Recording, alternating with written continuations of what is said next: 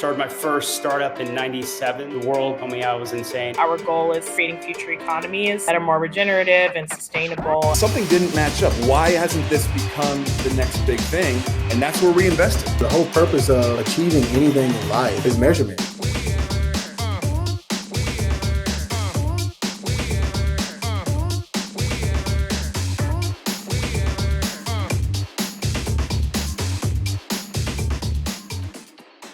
Hi, everyone. I'm Manav, Senior Associate here at Shadow Ventures. Thank you for joining us on day 2 of Shadow Summit. We've had a great day so far, some great sessions, looking really forward to this upcoming session. So leveraging alternative data in real estate development and investment, led by the Local Logic team. So we have Sara and Vincent, also joined by Adam and Joel. As well. I'll let them introduce themselves in just a second, but today's panel is going to be focused on traditional data only tells half of the story. So many developers and investors are relying on gut feeling and personal experiences to fill in those gaps.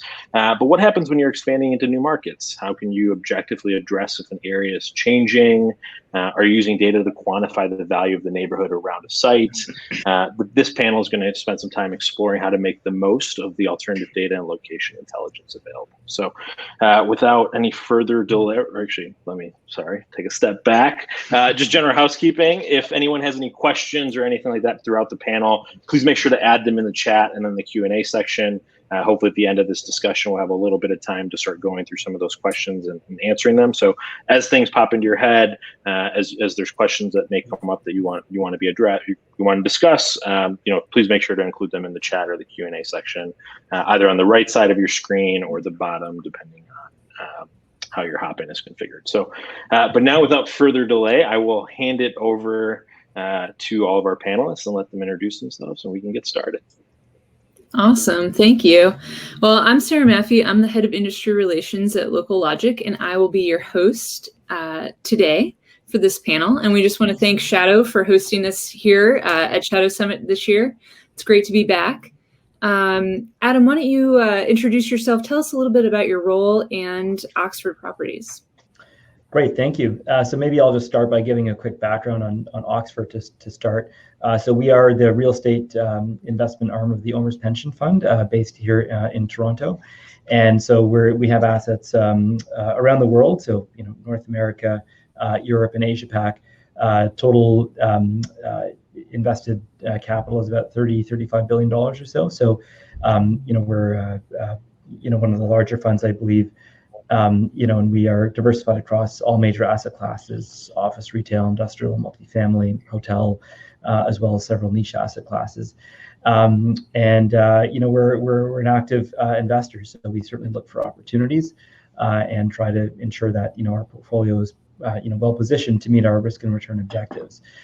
So my role is I lead the global portfolio management function here at Oxford, which encompasses a whole lot of research and trying to understand different market prospects and where we might kind of position our portfolio and locate our portfolio to ensure that we are exposed to the best opportunities and the lowest risks. So as you might imagine, that law involves quite a bit of analysis and data and analytics. And so my role is to really lead that function to ensure that our investment teams are well equipped out there to make the best decisions. All right, thanks. Thank you for being here with us. Happy to be here. Joel, please tell us a little bit about your role and Great Golf. Sure. So I get started with Great Golf. We're a Toronto-based home builder. We build single-family and multifamily homes to purchase, to own, and as well as rental, both in Canada and the US. My role here is I lead the team of researchers within the market research department, and we're really focusing on providing product pricing and absorption recommendations to our development teams and to our finance teams, so we can optimize the performance of our existing portfolio or target new acquisitions. Awesome, thank you. And Vince, tell us a little bit about yourself and Local Logic. Sure. So hi, everyone. My name is Vincent Hodder. I'm the CEO and one of the co-founders of Local Logic. And yes, for those who don't know, Local Logic, we're a data and AI company. really looking to leverage a deep and unique understanding of cities and how cities function in order to help our customers gain a competitive edge in real estate investing. So to do that, we've essentially spent the past 6 or so years building what we call a digital twin of cities. So essentially quantifying the built world and then using AI to interpret how location impacts the real estate market today, and also how we can optimize investments in the built world to help create more sustainable cities that benefit our clients, but also the citizens that live in them. And so all of those insights are available through a suite of APIs, as well as a web tool that our clients can access and use that data in their day-to-day operations. All right, so now we have a little context of who you're hearing speak today, and let's dig in. Let's start off with just maybe getting a better understanding. Adam, you really started to mention this, like, what kind of alternative data are you using?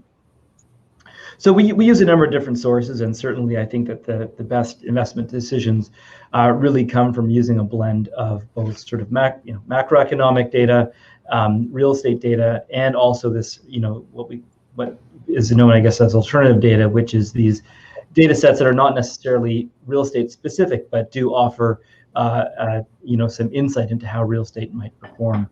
And so we've explored a number of different types of data to help us characterize the risk and return prospects along a number of different dimensions, and those include data sets that allow us to understand concentrations of people, migration patterns, the quality of a neighborhood, the risks that might materialize from just the location, whether that be crime or environmental risks and that kind of thing. So all of these really help us better understand how things might play out and where the where some of the best opportunities might be. As we know that certainly real estate, for us we have a global portfolio, but we understand that it's a local ground game, to a large degree as well. And Joel, how about you? I think it's also interesting because you're looking at both multifamily and single family. Does it change? What kind of alternative data are you looking at? Yeah, a good question. It doesn't really change from our perspective. I mean, obviously, we're looking at demographic data to see the types of families, households who are living or are migrating to specific areas, because it does matter. Multifamily tends to be more individuals or retirees versus single family, which tends to be obviously family oriented. So we're looking at that again, similar to what Adam and his team do. We look at macroeconomic data. I mean, the interesting thing is we have a lot of sites in the Toronto area. That's kind of where our hub is. So some of this data, macro and demographic data, it's interesting to look at a grand scale, but we're so focused very local on these individual areas that we need to look at other things beyond just the macroeconomic, which is location, proximity to things like employment areas and to retail amenities or schools and stuff like that. So along with planning and development information, which is more real estate specific, but it's not competitive pricing data. It's data that we get about future supply. So a bunch of different sources. Do you find that any of this data is really difficult to come by, or any challenges that you see there? Yeah, no, for sure. I mean, a couple of challenges. One being, getting that information and kind of translating it into a very local context. Obviously, demographic data, we get information from third-party providers.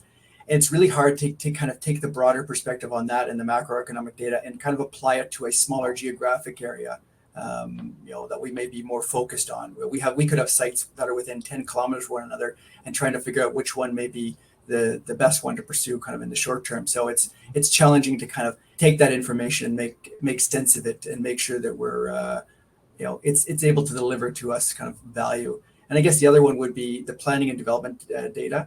There are providers of this information that will gather and aggregate this information, but it tends to be that we aggregate a lot of it ourselves in-house, which is a bit of a challenge. I mean, there's certainly more information there ever has been in that respect, but it's still a pretty cumbersome task to amalgamate it together and into a format that we're able to use to kind of drive our models. Pretty manual at this point. Yeah. Adam, how about you? Do you see any challenges in that? Yeah, I mean, certainly. I mean, I think as we think about alternative data, it does feel like we still are in the early innings of how this data is being sort of collected and used. And I think with that comes sort of those sort of growing pains and those early challenges of, making sure that the data are available to, and that it's the right data as well. I alluded to this in my last response where, when we think about some of the different asset classes, different data sets will have different, types of value to whatever you're trying to do. Not just across different sectors, whether that's office or retail or multifamily, but even within, are you targeting, the luxury segment of the multifamily market or the workforce segment? So all these things have different uses, and so I think that's an important component as well. And so I think certainly the industry has kind of moved towards certain levels of aggregation, but at the same time I think there's kind of so much data out there that it's sometimes it can be hard to understand, or it just requires work to understand which ones are the most important metrics that you need to leverage to ensure that you're getting it's truly informing the insights that you need, as opposed to just being noise. Yeah, we're hearing that a lot. I think that seems to be like a common challenge in the industry, is just that there's so many options out there, and it's almost like an overwhelming decision-making process. Mm-hmm. I think that's it's interesting too, because I would imagine maybe there's a fair amount of pushback that you get from using new sources of data, or maybe you'll tell me differently and people are just fully embracing this, but like, how are you starting to work alternative data into your process of decision making? Yeah, I mean, I think it's a great topic that you bring up, because I think this sort of gets back to that sort of old adage of if a tree falls in the forest and nobody hears it, does it really make a sound? And that sort of goes back to this ensuring that you have the support and the buy-in from the organization. I think that people like myself and Joel, we probably sit in fairly unique roles within our respective organizations, where we do certain types of work that is, I don't want to say foreign, but just is not as familiar to some of the traditional decision-making processes and approaches that have existed within the industry for many years now. And so, I think if you think about what is critical to success of using alternative data within our environments, there's yes, there's the availability of the data, yes, there's the analytics, but I think the critical pieces that need to be there is you need to be able to layer in that subject matter expertise. So kind of what you're looking for, and also that you do have that buy-in and support from the organization. And so, kind of getting to my first point, or my second last point there, rather, around sort of, having the subject matter expertise. I think we certainly see many approaches where they say we're going to throw 1 million data series at this problem, and then the machine will tell us what matters. And just given the nature of real estate data, its imperfections and its short time series and lack of availability, to me that's a dangerous approach. You're going to find some relationships. You throw 1 million data points at anything, whether they're meaningful or not, requires that kind of deeper knowledge of the industry and the sector, and some of the shortcomings and inconsistencies around the data. And then having that buy-in and support is absolutely critical, and that really needs to be led by the senior leadership team. I found it at organizations and speaking with colleagues of mine in the industry, where you need to have that support that this is something that matters, and it's not going to have the final word, but it needs to be an input, and it does add value to the process. And and that's I think a bit of a shift that the industry is going through now, but I think on the same token, still early innings. Sarah, I don't want to. Oh, go ahead, Vince. I don't want to throw the conversation off, but I think Adam, what you're saying is super interesting, because I think beyond the raw data points, like there's so much data that could have an impact on what we're trying to do, right? And I think there's a ton of work that needs to be put in, like, okay, what is the actual indice or the actual point of information that's relevant? And I think you touched on something that was super relevant, where the industry is going through a shift where I think we need to start adopting a data culture, right? It's not obvious for us or for the industry right now to go to these, alternative or new data sources to inform decisions. And I think it's going to be a transition that needs to happen. And when you talk about kind of building this black box and getting the answer out of it and pumping all this data into the black box and hoping, crossing your fingers that answer makes sense, I think it's going to be about introducing new data sets in a way where we're able to explain how or why that data is relevant in the decision-making process.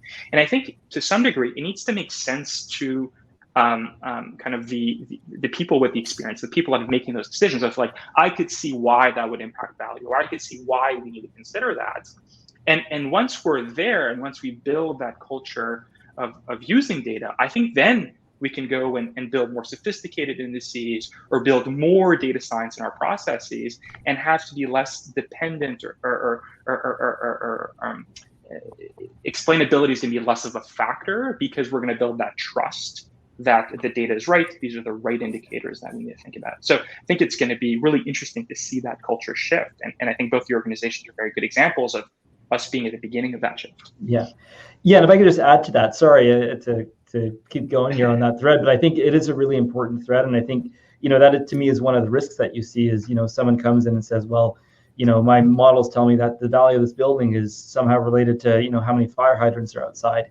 And you have to sort of use that logic to make some informed decisions. And at the same time, all models that are built really depend on the key assumption that the behavior in the future will mimic the behavior in the past. And that's just an inherent assumption you make. But if you look at things, let's say over the past even year or two, in my role and here at Oxford, we noticed, let's say, ESG becoming a massive consideration for investors. Well, guess what? This may not have showed up in the historical relationships, but I'm going to bet that it's going to be going forward, that it will show up going forward. And so you have to have that sort of, intelligent qualitative overlay, which allows you to make intelligent deviations from those past relationships and apply them to the future. So you do have to take a bit of a qualitative view in that regard.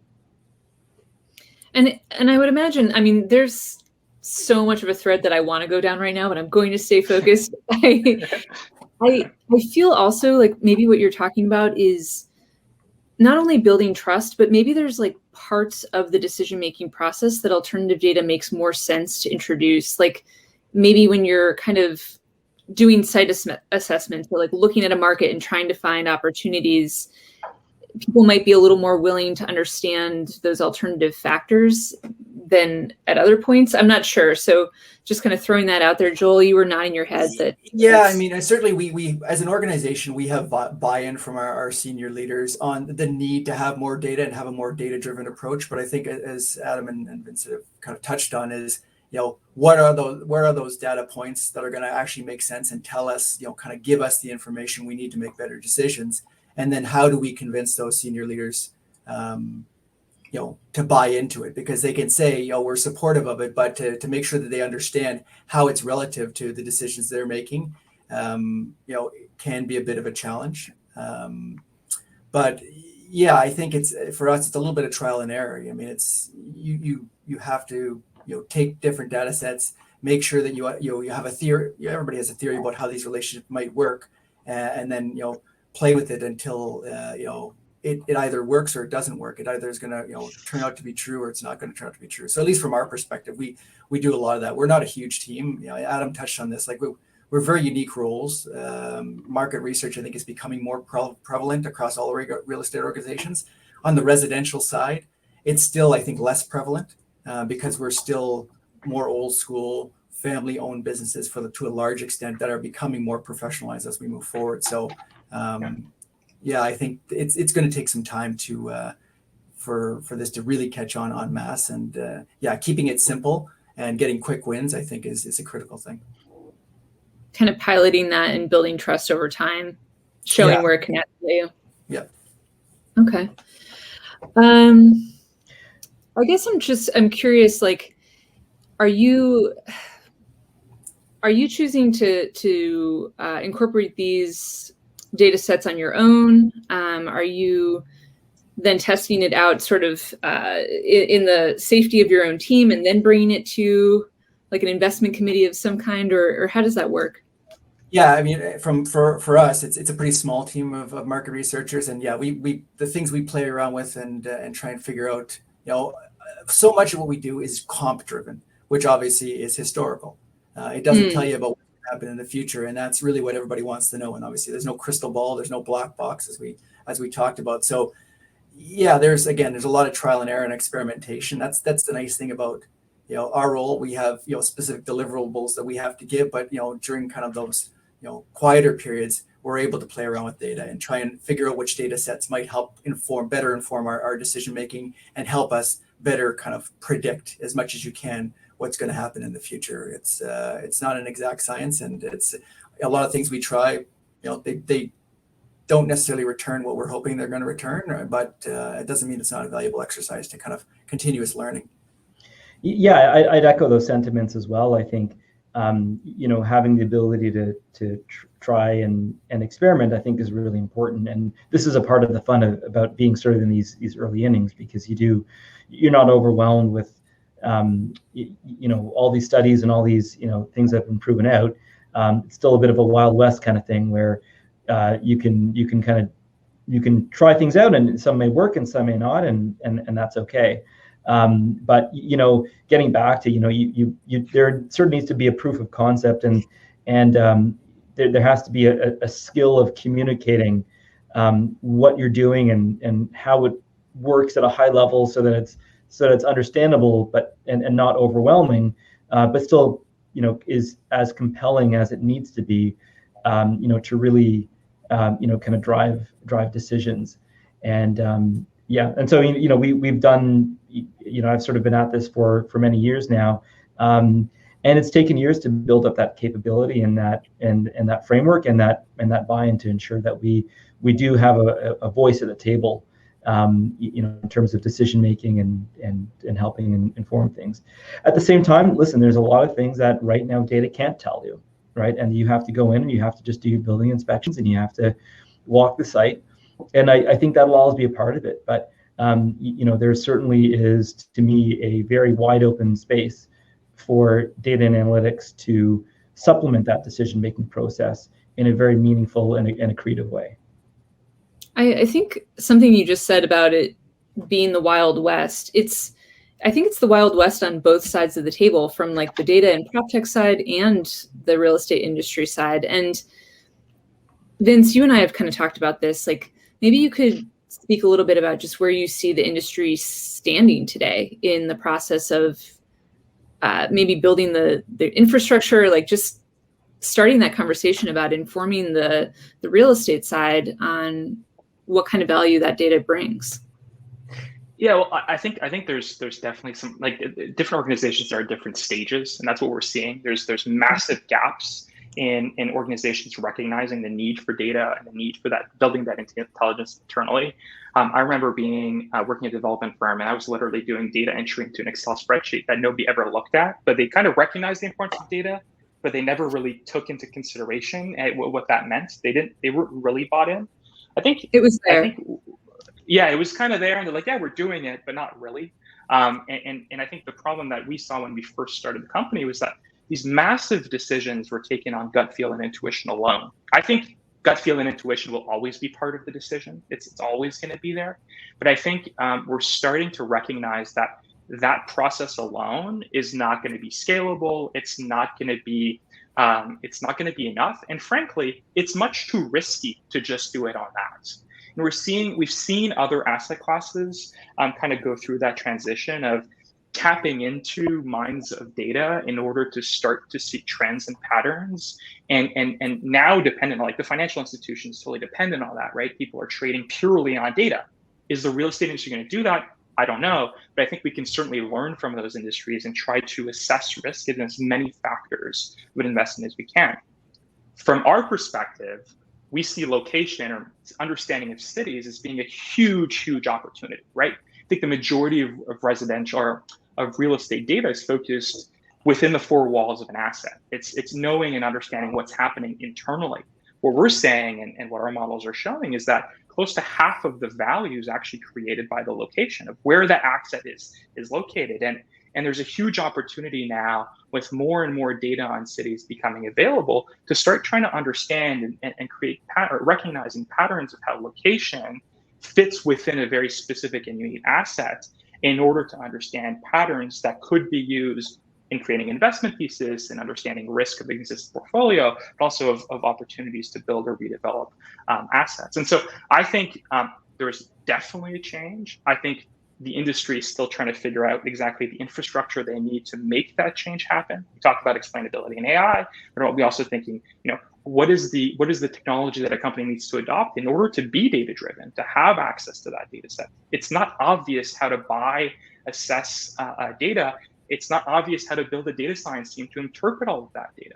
And so I think we're going to see an acceleration in that shift to data adoption. I think people are recognizing the importance. I think we're just trying to figure out how we're going to do it. And then, of course, what data is relevant and how we fit it into the day-to-day processes of whatever part of the industry we're in. I can certainly oh, sorry, Vince, Joel, sorry, go ahead. No, go ahead, Adam. Yeah, I mean, I'd like just to contribute to that narrative a little bit. And this is really, based on some of the work that we've done internally here at Oxford and looking at our, luckily we have, hundreds of assets that we can look at and we can evaluate and pick apart our performance on. And what we found is that, Vincent, to your point around, what really matters in the return of an asset.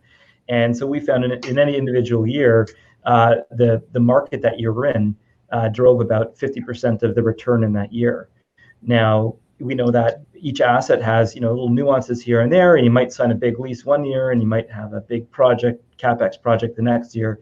So if you look over a 5-year hold period, what we found is that just the market, so not even the specific location within the market, but the market that you're in drove, upwards of 70 to 80% of your return, explained 70, 80% of your return over a 5-year hold period.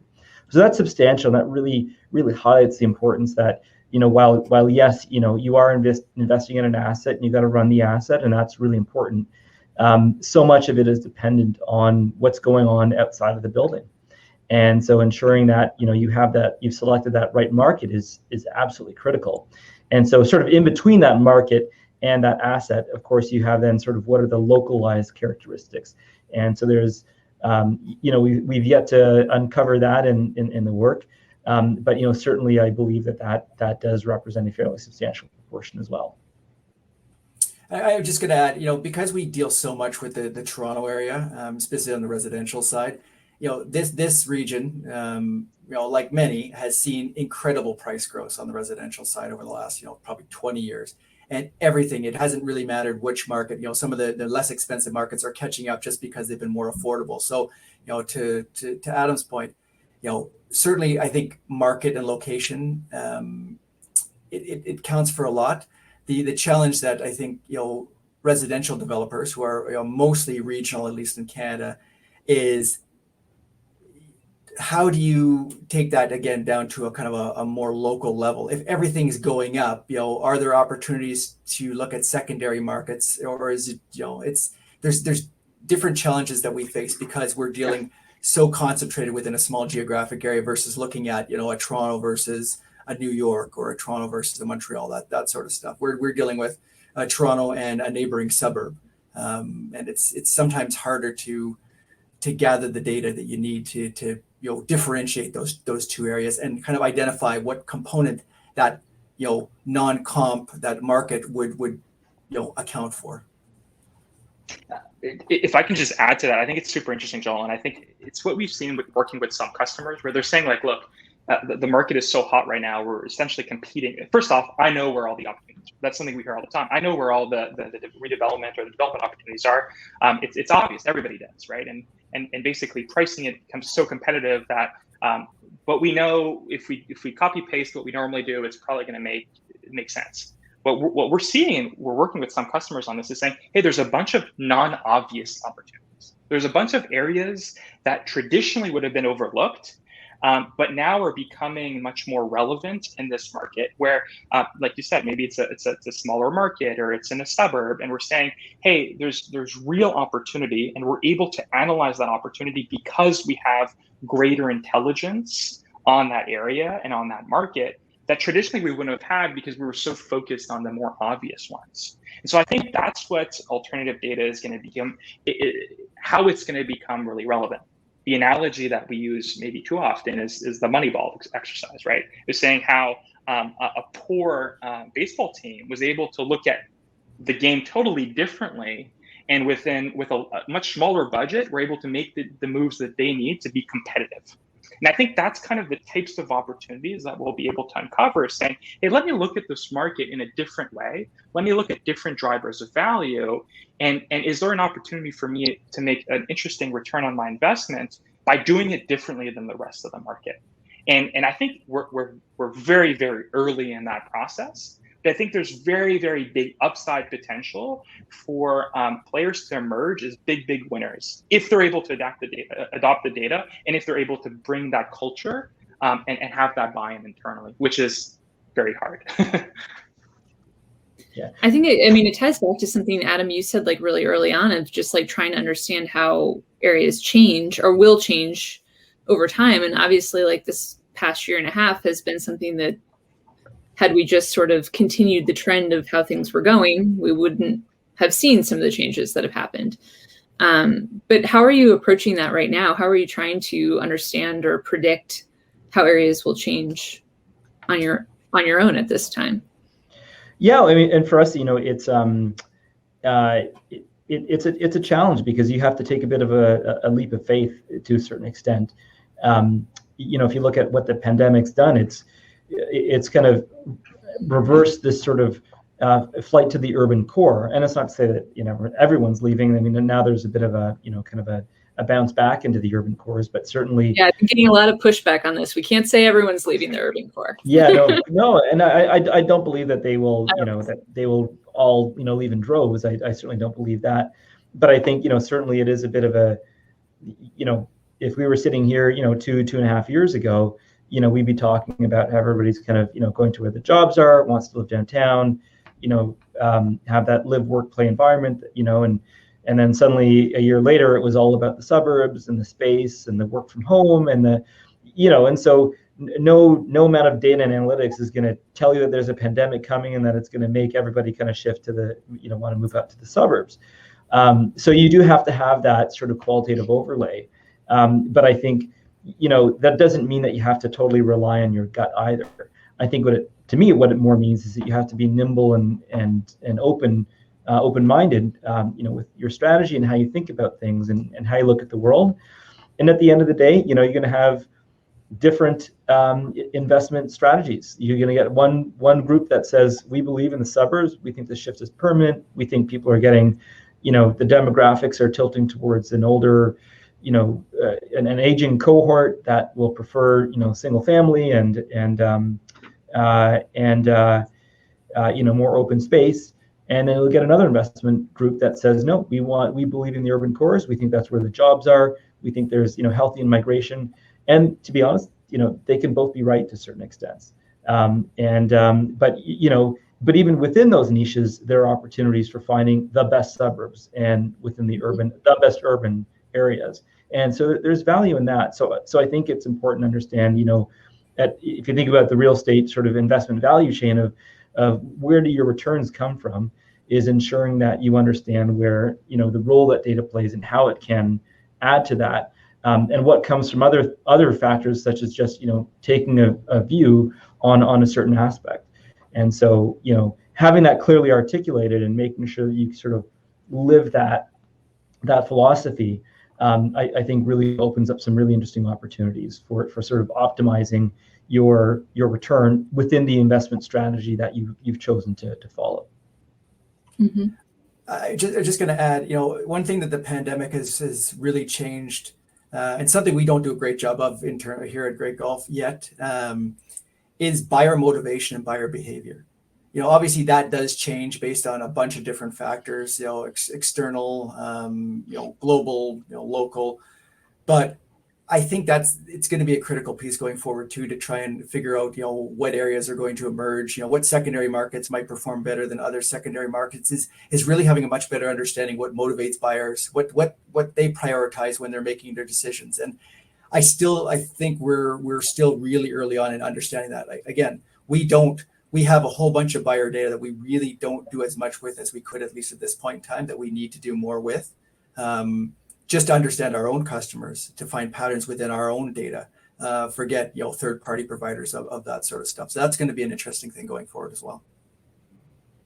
I think an example of that, that we've seen in our data is it's fascinating to look because we have our platform, which is really meant for developers and investors, but we also have our consumer-facing web tools. We've been able to see sort of like the story of what it's like to live in a pandemic and make home buying choices. And you see all of a sudden that people really start to care about being near grocery stores more so than maybe caring about being near transit because they're not planning to commute anytime soon.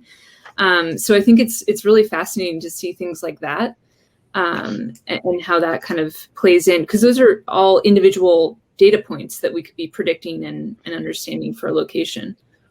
Yeah, it's like this was at the beginning of the pandemic. I'm not sure if you remember, but everybody was buying bikes, and I traveled from Montreal to Ottawa to go buy a bike because it was all sold out here, and we saw a huge spike in we have a transit friendly score where consumers were looking for homes that had good access to cycling infrastructure, which was directly correlated to what was in the news, and for us was super interesting. And so it's one example of these leading indicators on demand. But I think there's going to be a ton more that are going to be popping up. And I think, to your point, Joel, I think large companies have a trove of data that they can go and mine, and understanding how consumer demand is shifting and then tying it back to other things. And so I think traditionally we've been really focused on kind of supply data of like what's on the market, what's available, what will come up.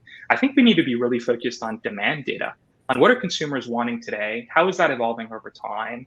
How are those consumers shifting in terms of geography? And how can we better serve our customers? Look, we're in the business of building real estate products that are going to service the needs of the citizens, of people that buy them. And I think we really need to start thinking about data that's going to allow us to better understand that at scale. And that will, in turn, really control the risk associated with what we're building or the investment thesis that we're putting forward. Adam, I don't know. You looked like really enthralled with that, but I'm going to throw it over to you because, I think where that's going is like you had mentioned sort of also an interest in ESG within your company, and I'm wondering, where do you see the future of alternative data going? I know we keep saying it's early days. Do you think that ESG is going to be a huge focus? Where do you see this whole thing going? I do believe that ESG will be a big focus. I think, as I tell people, around here, I get, a multitude of news emails, with here's a collection of articles that you should read. And the prevalence of ESG has absolutely skyrocketed. And we are sort of seeing that, a lot of these different funds have ESG mandates now. They have ESG requirements. Some of the tenants are starting to have ESG, so they won't lease from a building that doesn't meet certain standards or doesn't have certain characteristics. And so, to me, I mean that I think is a huge area of growth for the industry. And notwithstanding, of course, all the unfortunate natural disasters that we see happening now, which are highlighting the true risk of coastal regions or that are susceptible to flooding or fire, whatever it is. There's so many out there, and so how to factor those in, I think, will be important, a very important consideration, and certainly that's hard to do with gut feel, and certainly there's a lot that can be gathered by just looking at the data and analytics, and if you're not looking at it, I can guarantee you that your insurance is so when they think about your premiums, I can guarantee that that's being reflected. So there's a lot of opportunity there, I think, to think about. And you talk about leading indicators, and while this isn't, it's not a leading indicator, but this is certainly has a lot of parallels where this will become a bigger and bigger consideration. We know that mandates are coming from governments, that additional taxes are coming, that requirements on buildings, existing buildings, or new buildings, we know these are coming, or at least the risk of them is very real and very high.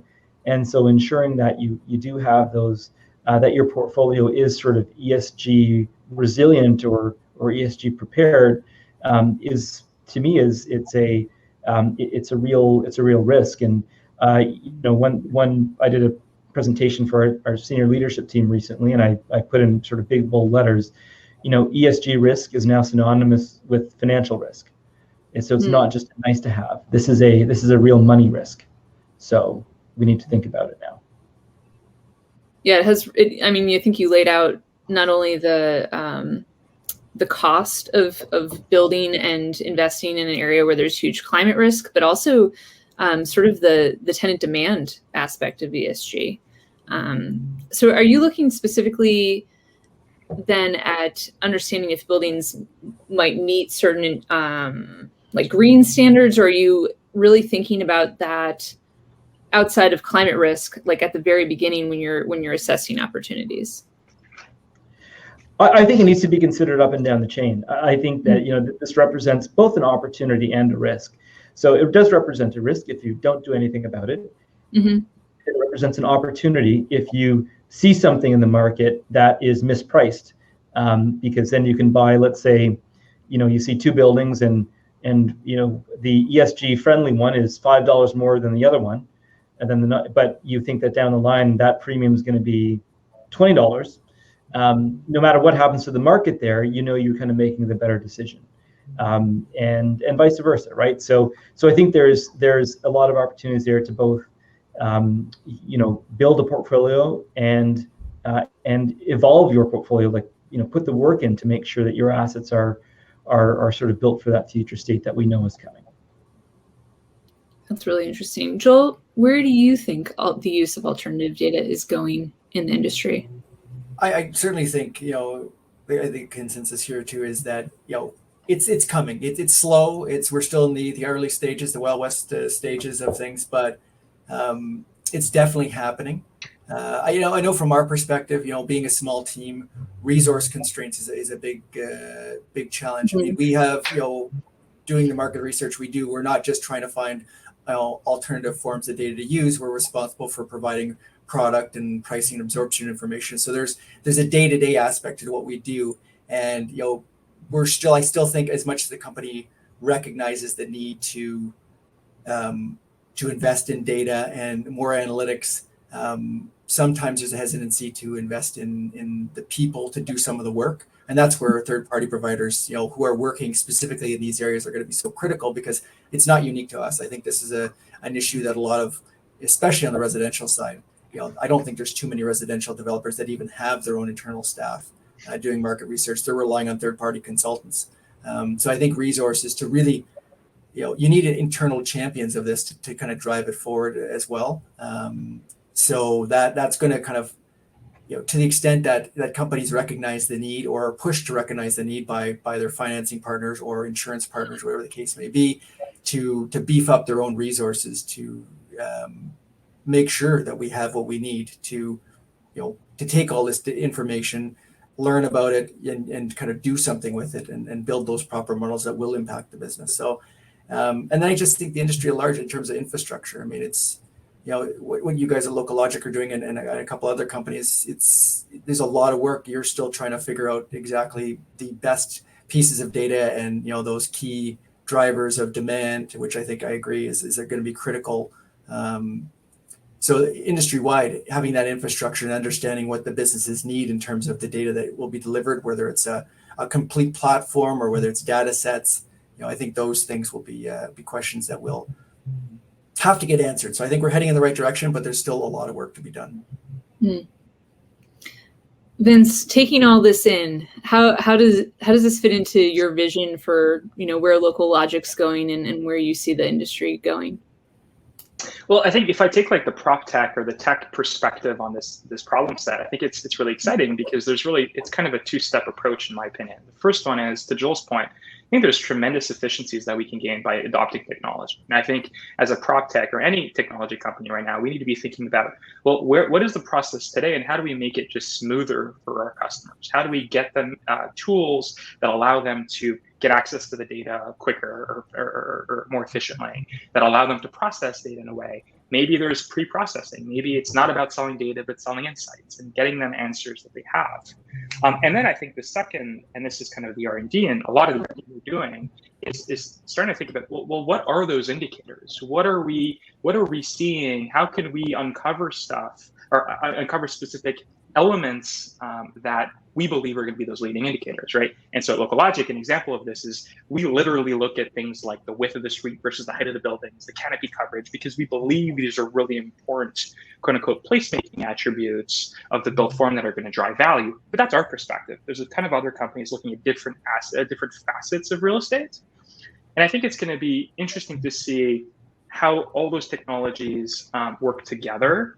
And how we're able to basically meet the industry where they are today, but then progress with them and hearing what their needs are and how they're evolving in their internal processes.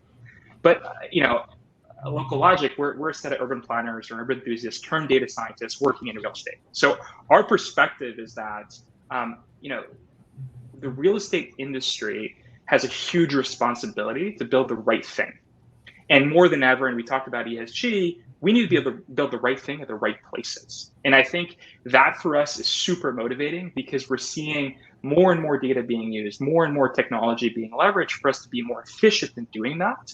And I think it's really an exciting time to be part of the industry because we're gonna have an opportunity to really change that process for the better. And in the process, I think there's going to be great ROI, great financial return, but we're also going to be building communities and cities that people are going to want to live in and that are going to contribute to the greater good of society, which for me personally as an urban planner is definitely one of the motivations that have brought me to work on this problem. Absolutely. Well, thank you. I'm going to open up. We have about 10 minutes. So if anybody has any questions, I'm going to just check the chat. I have been texted a question from one of our shadow listeners. So let me just read it out to you. And I think this actually ties into something, Julia, you were especially touching on just recently. How should buyers be approaching the decision to adopt data sets and sometimes accompanying prop tech when they might not have the capacity in-house to really understand what they're looking at? I assume they mean buyers as in home buyers, individuals. I think they mean like an investment or development firm. Okay. Yeah, I mean, a lot of it has been historically on their consultants. Certainly, and I think it's about choosing the right consultant, somebody who's very forward-looking, who's using more data. Obviously, at least in this part of the world, there are very few consultants, a very kind of niche area. I think that to a large extent, you're relying on those people, but you're also relying on companies like Local Logic and your competitors to, and I think those are the two resources you have available to you at this point. If you don't have the internal resources and you don't expect to get them, those are going to be the two ways to most efficiently answer some of the questions that you have. Short of doing it yourself, which is not super efficient. Or the reality is going and gathering all the information out while it might be available is not a very efficient process. But maybe then it's on those consultants and prop tech companies to build the trust to make those decisions a little bit easier. Definitely. Yeah, absolutely. It's a work in progress, sure. Yeah, I think you've also got a spectrum of services available to investors. You have everything from the raw data, all the way to some insights, to some recommendations, and to, it depends on, where in that sort of stack you want to position yourself and to buy from. Certainly I think there's a good case to be made that for those that just don't have the economies of scale, there's some things that make sense to be outsourced. So I think and the industry, I'm sure, will evolve to reflect that. Where there's a need and someone willing to pay, someone's going to fill that gap. I think it's true. That's one of the reasons why we have the platform and our APIs, because we see that firms are at different levels or different places in how they need to ingest that data and those insights. Vince, anything on your end there? Well, no, I think to Adam's point, I think there's also, yes, there's different distribution methods for that data, but it's also different types of insights, right? So internally, we always say, look, we have descriptive insights, we have predictive insights, and we have prescriptive insights. And as a company, we're working towards providing prescriptive insights. But different stakeholders in the industry are going to want different things. Some are going to want that descriptive insight to build their own models, and others are going to say, well, I'm not going to build that 5-person or 10-person data science team. I want to work with you to build prescriptive insights for my specific thesis. And I think there's, to your point, I think there's going to be different companies that are going to service different areas of that of the industry based on whatever their needs are. And we're already seeing that play out with companies like Cherry and others that are basically doing solving for this problem at different levels in different ways. Absolutely. All right. Well, thanks everyone for joining us. I think it's fascinating to see. We're all in agreement. We're in early stages, so it'll be very exciting to see how all the use of alternative data evolves over time. So thanks for joining us, and thanks to all our panelists for being with us today. We'll talk to you soon. Thank you. Thanks for having us. Thanks, everyone.